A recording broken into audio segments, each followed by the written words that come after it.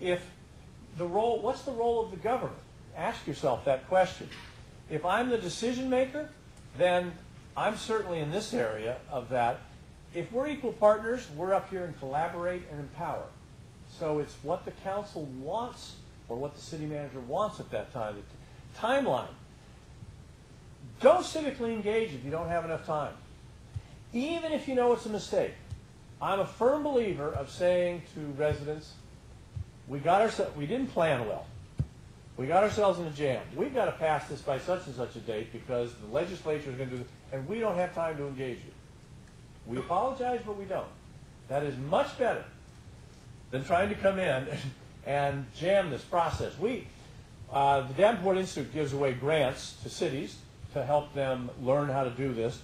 And we got a bunch of grants from city managers who said, these grants were going out like the 1st of May, and they said, good, I want to engage the public for my budget. And when we called them, we said, you mean the fiscal year that's going to start in July? Absolutely.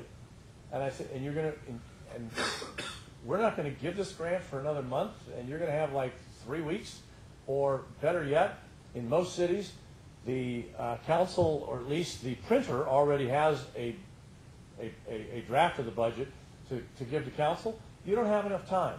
So timing is everything. If you don't have enough time, just admit it. But the other thing that staff has to do is admit that some of their deadlines aren't deadlines. And you can push back nicely. As residents, it's okay to say, why is that a deadline? What makes that we're going to have to decide that by this date? You don't have to agree with their reason, but you'll feel better off by hearing about why it's a deadline. Or staff or the council may say, you know what? You're right. We don't need to do this by February. We will not turn into pumpkins if we let this go to April. So that's very important. The discussion structure, there's no discussion if I'm down here to inform, and there is nothing but dialogue if I'm way up here in empowerment. And as I move up there, that changes. Facilitation, you don't need to do it at inform at all. Usually staff can do it pretty well if you're just consulting. When you get to collaborate, you might want to think about bringing in a consultant if you haven't done it a lot as a way. And conclusion is, who's making this decision? Look, most 90% of the decisions are going to go, 95, 99% are going to go to council. They have fiduciary responsibilities and legal responsibilities. But it just helps you decide what the process really should be. So there's some questions you should ask yourself. that I think it's important for the, now this is less important to you as residents, but it's important for the staff to communicate this to you as residents as to why they either are or are not going out to civic engagement. It's legit to say, we're not ready. We don't know how to do this yet. We're learning. It's legit. Don't do it if you don't know how. It will probably blow up on you. What are the goals of the public engagement? Too often, a city manager will say, well, look, I've got to engage the public because the council is all over this engagement process, so planning director, go engage the public, would you? That's not the kind of love you want when you go out and you start to engage the public. Oftentimes, the council may say, we've got to do some public hearings outside the council on this. And so they're trying to do something that they think is important to do, but they kind of know what they want to do. Don't do it if the issue doesn't have urgency. People, we're doing our new general plan. It's 2055. And we want you all to participate. Look, the chance is that I'll be dead in 2055. I'm not coming to a meeting that's planning for 2055. There's no urgency to it. It has to be something that it's hard to get people out of the house. They are busy. We understand that your time is valuable. And so we can't ask you all to come to meetings if it's not urgent. Example would be a city on the peninsula, you may have read about it, you may know which city it is, had 4 teen suicides in a period of about 7 months. Young teens were stepping in front of Caltrains. And they decided to have a public meeting. They had 400 people there. It was important and urgent. They actually screwed up the first meeting. And I'll talk about it a little bit. They didn't think it through.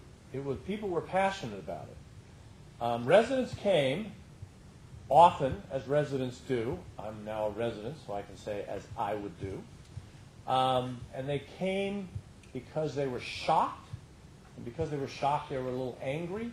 And they came to blame, complain, and find fault. And it was a blaming, complaining, and fault-finding meeting. It was terrible.